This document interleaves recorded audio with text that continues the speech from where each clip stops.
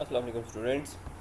आज जो चीज़ हमने रिवाइज़ करनी है उसका नाम है फ़्लो चार्ट। तो फ़्लो चार्ट क्या होता है, ये देखिए आपके सामने एक सैम्पल एक इमेज बनी हुई है कि ऐसी चीज़ जो कि in the form of different symbols हम यूज़ करते हैं, या हम ये कह सकते हैं ये प्रेजेंटेशन होती है एक ग्राफिकल।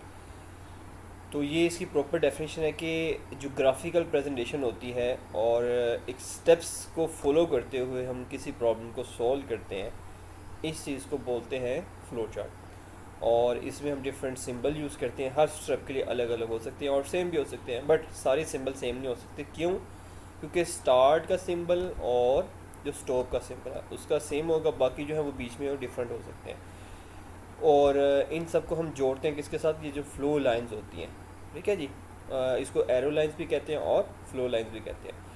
और ये ही आपको बताती हैं कि आपकी प्रोसेसिंग किस तरफ हो रही है, मतलब आप किस तरफ को मूव कर रहे हैं। तो ये इसकी प्रॉपर एक डेफिनेशन बन जाएगी ये पूरा पैराग्राफ कि ग्राफिकल प्रेजेंटेशन है स्टेप्स की, जो कि किसी प्रॉब्लम को सॉल्व करने के लिए हम यूज़ करते हैं।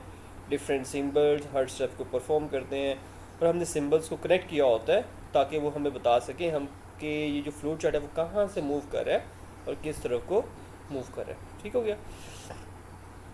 उसके बाद है कि हमने सॉक्स पहनी या शूज़ पहने, तो उसका सिंपल सा उसने फ्लो चार्ट बनाया हुआ कि सबसे पहले स्टार्ट और एंड स्टॉप तो होता ही है इसके जितने भी फ्लो चार्ट्स हैं।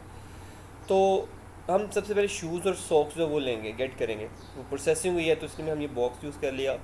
तो उसके बाद जो सॉक्स हैं वो हम पहनेंगे, उसके बाद शूज़ पहनेंगे और उसके बाद स्टॉप। तो ये एक क्या बन गया? फ्लो चार्ट बन गया। ओके। उसके बाद है कि इसका जो ऑर्डर है वो मैटर करता है। ठीक है, कोई चीज़ हम आगे पीछे नहीं लिख सकते क्योंकि एरोज यूज़ किए हैं, तो यहाँ पे जो ऑर्डर होता है वो मैटर करता है। और इसके अलावा फ्लो चार्ट के बारे में एक लाइन बड़ी इंपॉर्टेंट है कि ये विजुअल कम्युनिकेशन होती है, मतलब इमेज की फॉर्म में जो हमारे पास जितनी भी कम्युनिकेशन होती है वो कैसे होती है? With the help of flow chart. उसके बाद ये क्वेश्चन बहुत इंपॉर्टेंट है कि इम्पोर्टेंस क्या होती है फ्लो चार्ट की। तो सबसे पहला जो पॉइंट था वो ये था कि हमने एक प्लान बनाना है प्रॉब्लम को सॉल्व करने का। तो हम कैसे बना सकते हैं? इसके थ्रू बना सकते हैं, फ्लो चार्ट के थ्रू। ये पहला पॉइंट हो गया। इसी के साथ साथ कि अगर हमारे पास पहले से बना हुआ फ्लो चार्ट, ठीक है, तो हम प्रॉब्लम को ईजिली सोल्व कर सकते हैं। ये दूसरा पॉइंट है। तीसरा पॉइंट है कि बहुत इफ़ेक्टिव वे है ग्राफिकली किसी चीज़ को सोल्व करना एज़ कम्पेयर टू टेक्स्ट। तो ये जो पॉइंट है ना, ये बड़ा इंपॉर्टेंट है क्योंकि ये एमसीक्यू में भी आता है कि हम किसी प्रॉब्लम को सोल्व करें ग्राफिकली, वो ज़्यादा अच्छा है और फास्ट है एज़ कम्पेयर टू टेक्स्ट। ठीक हो गया। उसके बाद है कि ग्राफिकल प्रेजेंटेशन जो होती है उसके थ्रू अगर आपने किसी चीज़ को वेरीफाई करना हो कि वो चीज़ ठीक है या नहीं, ज़्यादा इफ़ेक्टिव है, ज़्यादा अच्छे तरीके से आपको आंसर मिल सकता है। ठीक है जी। उसके बाद लास्ट है कि ये एक बड़ा अच्छा वे होता है कि हम जो प्रॉब्लम है उसको सोल्यूशन निकाल सकें और दूसरे लोगों के साथ उसकी जो सोल्यूशन है वो शेयर कर सकें, उनको समझा सकें। तो ये भी बड़ा इंपॉर्टेंट एक पॉइंट है। ये भी एमसीक्यू के तौर पे आता है कि गुड वे कौन सा होता है कम्युनिकेशन करने का, तो वो होता है फ्लो चार्ट। ओके, ये अच्छे से याद करने हैं आपने, बहुत इंपॉर्टेंट टॉपिक है ये वाला, इंपॉर्टेंस ऑफ फ्लो चार्ट वाला। इसी तरह से ये बहुत इंपॉर्टेंट है कि रिक्वायरमेंट्स हमें कौन कौन सी चाहिए होती हैं और कितनी चाहिए होती हैं। तो हमारे पास जो रिक्वायरमेंट्स हैं वो चाहिए होती हैं 4, 1, 2, 3 और 4। कि जब भी हमने फ्लो चार्ट बनाना है तो हमारी रिक्वायरमेंट क्या होती है? 4 होती हैं। अब ये 4 चीज़ें हैं क्या? इनपुट का मतलब होता है कि मैंने यूज़र से डाटा लेना है, ओके, प्रोसेसिंग के लिए, तो उसे हम बोलेंगे इनपुट। उसके बाद ये बड़ा इंपॉर्टेंट है कि हमने जो डाटा लेना है वो कितना लेना है, कितनी वैल्यूज़ होनी चाहिए और उनकी टाइप क्या होनी चाहिए, कि नंबर्स होने चाहिए, नाम होने चाहिए करेक्टर्स की फॉर्म में, या अल्फ़ा करेक्टर या कौन सी चीज़ हो।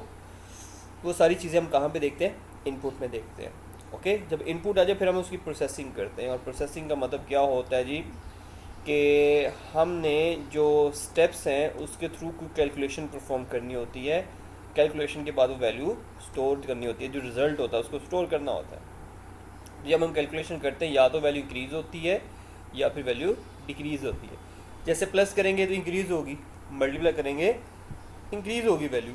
लेकिन जब हम माइनस करते हैं और डिवाइड करते हैं तो वैल्यू जो होती है वो डिक्रीज़ हो जाती है। ओके, उसके अलावा ये बहुत इंपॉर्टेंट डायग्राम है और ये आपने लाजमी बनानी है जब ये क्वेश्चन आएगा प्रोसेसिंग वाला, कि इनपुट, प्रोसेसिंग और आउटपुट। ओके, उसके बाद डिसीजन मेकिंग, ये शॉर्ट क्वेश्चन भी बड़ा इंपॉर्टेंट आएगा। डिसीजन मेकिंग का मतलब क्या होता है कि हमारे पास इनपुट आई, अब हमने ये डिसाइड करना है कि इसका आंसर ट्रू है या इसका आंसर फॉल्स है, ठीक है जी।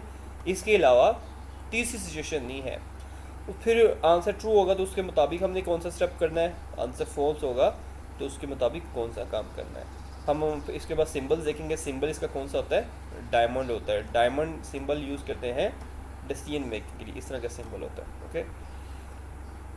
उसके बाद आउटपुट। आउटपुट का मतलब क्या होता है जी, डिस्प्ले दिखाओ स्क्रीन के ऊपर। तो यूजली जो होता है हम प्रोग्राम के अंदर इनपुट के बाद प्रोसेसिंग करते हैं और प्रोसेसिंग के बाद आउटपुट जो है लाजमी चीज़ है। अगर आउटपुट नहीं करेंगे तो हमें कैसे पता चलेगा कि हम प्रोग्राम में क्या कर रहे हैं। तो इसलिए जो प्रोसेस डाटा होता है वो देखना होता है हम क्या करते हैं, आउटपुट। तो ये आपको कंप्लीट याद करना पड़ेगा, ओके। उसके बाद ये भी बड़ा इंपॉर्टेंट टॉपिक और ये लॉन्ग क्वेश्चन अक्सर आया था कि फ्लो चार्ट के सिंबल्स क्या होते हैं। तो फ्लो चार्ट जो है उसको एक्सप्लेन करना हो तो उसके साथ हम सिंबल्स भी यूज़ करते हैं और टेक्स्ट भी यूज़ करते हैं। ये एक MCQ है, ओके। फ्लो चार्ट में हम क्या क्या यूज़ करते हैं, सिंबल एंड टेक्स्ट। अब यही वर्ड आपने यूज़ करने हैं, सिंबल एंड टेक्स्ट। तो फिर हम क्या करते हैं, different symbols different shapes use करते होते हैं। जैसे इसको हम लाइन को बोलते हैं फ्लो लाइन, कि ये हमें बताता है कि हमने किस तरफ मूव करना है। हम जो फ्लो चार्ट है वो कहाँ से मूव हो रहा है, उसके बाद किस किस डायरेक्शन में हमने मूव करना है। ये मोस्ट इम्पोर्टेंट है। टर्मिनल शेप, इसे ओवल भी कहते हैं, ओके। ओवल ये लिख लें, OVAL, ओवल। तो इसको टर्मिनल भी कहते हैं। और जब हमने स्टार्ट करना है फ्लो चार्ट या एंड करना है तो यही शेप यूज़ करनी है और इसके बीच में हमने लिख देना स्टार्ट या फिर स्टॉप, ओके। ये रेक्टेंगल है, इसको रेक्टेंगल कहते हैं, यहाँ पे लिख लें रेक्टेंगल भी कहते हैं इसे, और प्रोसेसिंग सिंबल भी कहते हैं। और इसका मतलब क्या होगा, जब हमने कोई ऑपरेशन परफॉर्म करना है, प्लस माइनस मल्टीप्लाई डिवाइड इस तरह का, तो हम क्या यूज़ करते होते हैं, ये प्रोसेस सिंबल यूज़ करते हैं, रेक्टेंगल कहते हैं इसे। उसके बाद डिसीजन मेकिंग है, या इसका दूसरा नाम क्या है, डायमंड। यहाँ पे लिख लें इसका नाम डायमंड कहते हैं इसे। और ये अभी हम पढ़ गए हैं कि जब हमने ये देखना हो कि कंडीशन की बेस पे अब हमने क्या करना है, आंसर क्या देना है, ट्रू या फॉल्स, तो फिर हम क्या यूज़ करते हैं, ये यूज़ करते हैं। इसलिए हम कहते हैं ये कंडीशन को शो करता है कि हमारी कंडीशन ठीक होगी तो क्या करना है, गलत होगी तो क्या करना है। इसका आंसर या तो येस और नो की फॉर्म में आता है या ट्रू फॉल्स की फॉर्म में आता है। तो ये भी इंपॉर्टेंट है, बहुत शॉर्ट क्वेश्चन में अलग से क्वेश्चन आता है कि इस सिंबल का पर्पस क्या है और इस सिंबल का नाम क्या है। उसके बाद इनपुट आउटपुट, कि अगर हमने कभी इनपुट यूज़र से लेनी है या आउटपुट यूज़र को देनी है तो हम क्या यूज़ करेंगे, ये सिंबल यूज़ करेंगे। और सबसे लास्ट बात है कनेक्टर, कि अगर हमारा जो है एक पेज पे पूरा नहीं आ रहा फ्लो चार्ट, तो जब दूसरे पेज पे हमने जाना है तो हमने क्या यूज़ करना है, एक कनेक्टर यूज़ कर लेना। तो इसकी हेल्प से हम क्या कर सकते हैं, एक पेज पे जो फ्लो चार्ट नहीं था आ रहा, उस पेज पे और अगले पेज के बीच में क्या लगा देते हैं, ये कनेक्टर लगा देते हैं, जिसकी वजह से फ्लो चार्ट जो वो ईज़िली हम बना सकते हैं। तो इसी के साथ जो टॉपिक था हमारा फ्लो चार्ट वाला वो यहाँ पे एंड हो गया है। और इसकी एग्जांपल्स हैं 4, वो भी हम देख लेते हैं। तो पहली एग्जांपल है सेल्सियस से हमने फ़ारेनहाइट में जाना है, तो इसका फॉर्मूला हमें पता होना चाहिए, वो ये है फॉर्मूला। तो इसलिए इस यहाँ पे 3 ही स्टेप होंगे कि हम सबसे पहले इनपुट करेंगे कौन सी चीज़, सेल्सियस की वैल्यू, क्योंकि सेल्सियस की वैल्यू हमें पता हो तो ही हम उसका जो वैल्यू है वो कैलकुलेट कर सकते हैं फ़ारेनहाइट की। ये देखें, ये फॉर्मूला हमें याद होना चाहिए कि सेल्सियस की वैल्यू को 9 से मल्टीप्लाई करें, 5 से डिवाइड करें, फिर उसी वैल्यू को 32 से ऐड करें। तो सेल्सियस की वैल्यू होगी तो फिर हम आगे चलेंगे ना, इसलिए हमने इनपुट क्या किया था, सेल्सियस। तो ये इनपुट हो गया, ये प्रोसेसिंग हो गया। उसके बाद आउटपुट क्या करना था जी, फ़ारेनहाइट की वैल्यू। तो ये देखिए 3 स्टेप में आंसर आ गया, इनपुट, प्रोसेसिंग और आउटपुट। तो ये आपने ऐसे ही याद करना, ये बहुत इंपॉर्टेंट है, फर्स्ट वाला मोस्ट इम्पोर्टेंट फ्लो चार्ट है।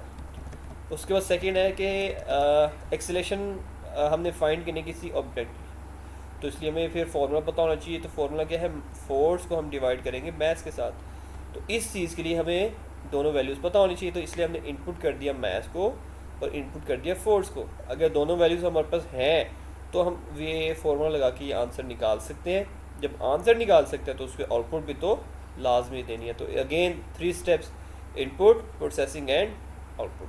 यहाँ पे भी ऐसे हो रहा है कि हमने वॉल्यूम ऑफ क्यूब फाइंड करना, उसका फॉर्मूला क्या है, एच इंटू एच। अभी एच की वैल्यू होनी चाहिए हमारे पास, तो ये हमारे पास इनपुट आ गया, उसके बाद फॉर्मूला, उसके बाद आउटपुट। 3 स्टेप, इनपुट, आउटपुट और बीच में क्या था, प्रोसेसिंग। इसी तरह ये बहुत इंपॉर्टेंट है क्वेश्चन कि हमने प्लेन इंटरेस्ट फाइंड करना है, ठीक है जी।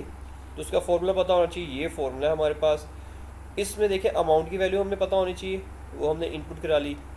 रेट की वैल्यू पता होनी चाहिए, वो इनपुट करवा ली। ईयर की वैल्यू पता होनी चाहिए, वो इनपुट करवा ली। मतलब जो जो वैल्यू हमें अननोन है वो इनपुट करवा लें, फॉर्मूला अप्लाई करें और उसके बाद आउटपुट क्या देनी है, प्लेन टेस्ट। तो ये देखिए इसमें भी तीन चीज़ें हैं, इनपुट, प्रोसेसिंग और आउटपुट। तो इसी के साथ जो चैप्टर नंबर 1 है वो हमारा यहाँ तक जो है वो कंप्लीट हो चुका है, और आपके जो पेपर हैं वहाँ पे चैप्टर नंबर 1 इसी यहाँ तक इंक्लूड है। ओके, कोई क्वेश्चन है तो आप मुझसे पूछ सकते हैं।